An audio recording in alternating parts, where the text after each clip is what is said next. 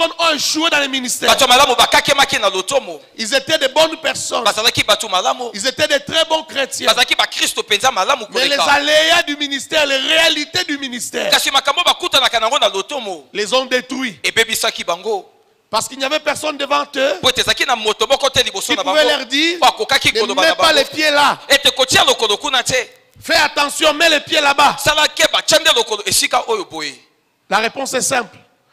À chaque fois que quelqu'un réussit, il y a quelque chose qu'il a compris. Il y a un secret qu'il a compris et qu'il a appliqué. Et à chaque fois que vous voyez quelqu'un échouer, alors que Dieu l'a appelé réellement, il échoue. Soit parce qu'il ignore un secret, soit il connaît ce secret, mais il ne croit pas que c'est ça le secret. C'est un plaisir pour beaucoup de gens quand on leur dit on va vous consacrer. Ça ne devrait pas être une joie, une fête. C'est une responsabilité. Mais c'est plus qu'une responsabilité. C'est une charge énorme. C'est une affaire de vie ou de mort. Ces hommes et ces femmes vont s'engager ce soir à marcher avec Dieu, à servir Dieu, en écoutant Dieu avec fidélité. Leur vie ne vous appartient plus. Leur vie appartient désormais à Christ. Ils entendront et ils obéiront à Christ, quel que soit ce que Christ dira.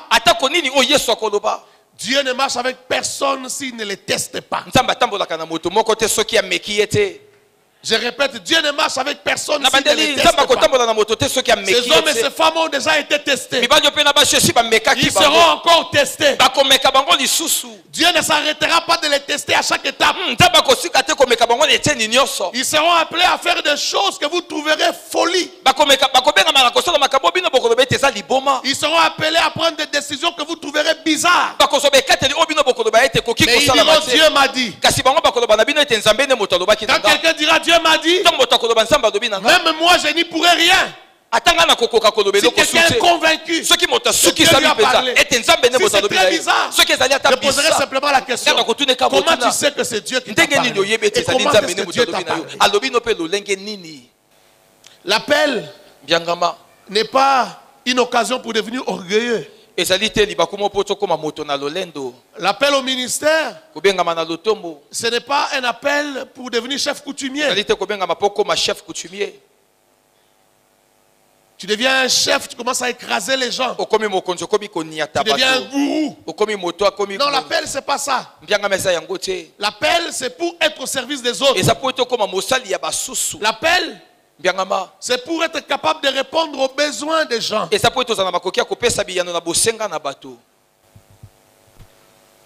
Il y en a d'autres qui pensent que le but, c'est d'avoir une grande église. Vous pouvez avoir une grande église sans jamais avoir atteint le but de Dieu. Vous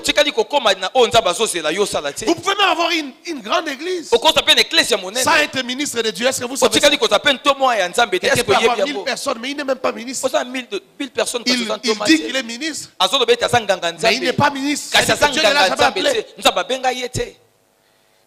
Il accomplit simplement les actes qui ressemblent aux actes du ministère. Et pour une raison ou une autre, les gens sont venus. Mais il n'a jamais été ministre de Dieu. Et il n'amène les gens nulle part. Moi, je peux être gentil avec toi. Je peux être très bon avec toi. Dans ce qui concerne le ministère, je n'écoute pas facilement les hommes. Même si tu m'amènes des millions, le ministère lui-même peut produire des millions. Et aucun homme avec ces millions ne peut soutenir à lui seul le ministère que Dieu m'a donné. Le ministère demande des millions et des millions. Le ministère n'a pas la taille de $1 million, n'a pas la taille de 1 million, n'a pas la taille de 20 millions. Le ministère n'a pas de taille. C'est à la taille de Jésus-Christ de Nazareth. Est-ce que je parle à quelqu'un? Amen. Beaucoup de gens ne savent pas quoi faire avec l'argent lorsque l'argent arrive. Parce qu'ils n'ont jamais pris le temps de réfléchir sur le ministère que Dieu leur a donné. C'est pourquoi ils tremblent devant des miettes. Ils tremblent devant l'argent, devant 10 000 $, devant 100 000 $. Tu trembles pour rien, c'est un test de Dieu. Dieu te teste pour voir si tu seras fidèle. Si tu vas rester fidèle à ce qu'il t'a dit. Afin qu'il t'envoie les provisions de ton ministère. Afin qu'il t'envoie les munitions de la mission qu'il t'a donnée. Que on ne sait plus reconnaître les vrais, on n'a plus confiance en eux. Mais les vrais existent. Les vrais existent. Ce soir, nous allons vous exposer au monde. Prouvez-leur que vous êtes vrais. Prouvez-leur que vous êtes des vrais. Prouvez-leur que vous avez reçu l'onction véritable. Prouvez-leur que vous avez reçu le mandat de Dieu.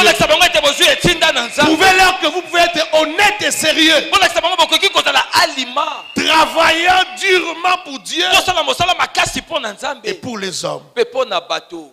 Accompagne leurs actes, leurs paroles, leurs faits et gestes.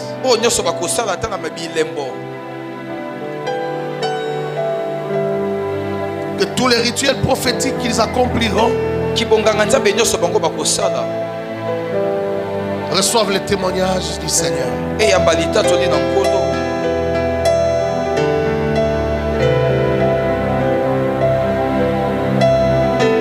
Ceux qui nous ont précédés ont reçu l'imposition des mains de ceux qui les ont précédés. Et nous aussi aujourd'hui, nous allons leur imposer les mains.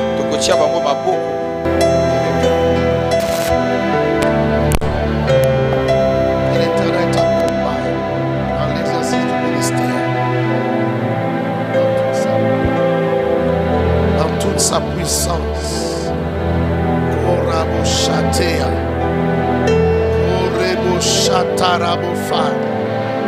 Le Seigneur marche avec vous. Que l'onction du Seigneur coule sur vous.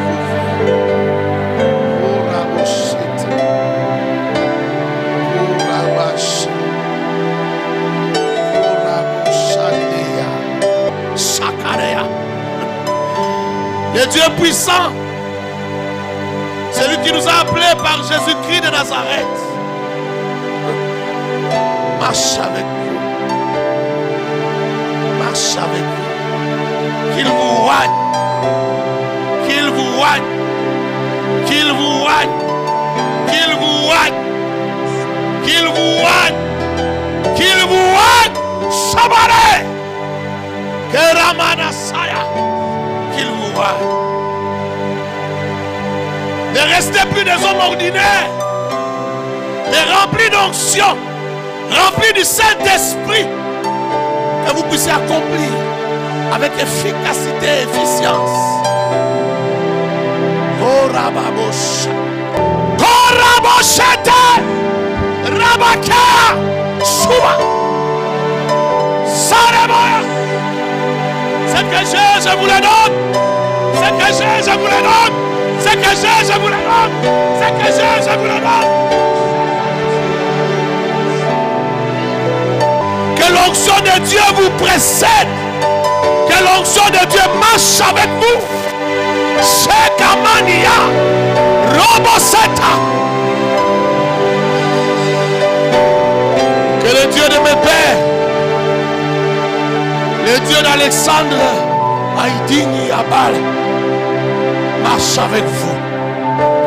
Que vos mains soient ointes. Que vos têtes soient ointes. Que les paroles de vos bouches soient ointes. Souma. Korabosatea. Quand vous bénirez, que la personne soit bénie.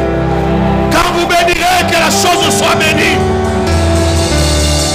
Quand vous interdirez la bénédiction, que la bénédiction soit interdite. Soumana. Quand vous relâchez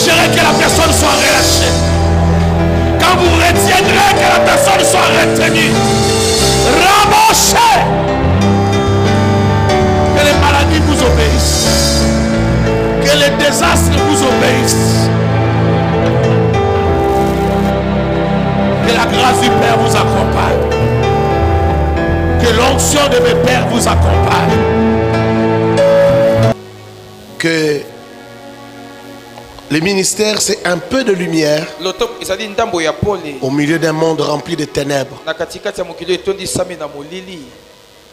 La vie au milieu de la mort. Tout le monde est rempli de ténèbres. Mais il y a un témoignage de lumière. C'est le ministère de ces hommes et de ces femmes. On va donc procéder au port de col et des toges.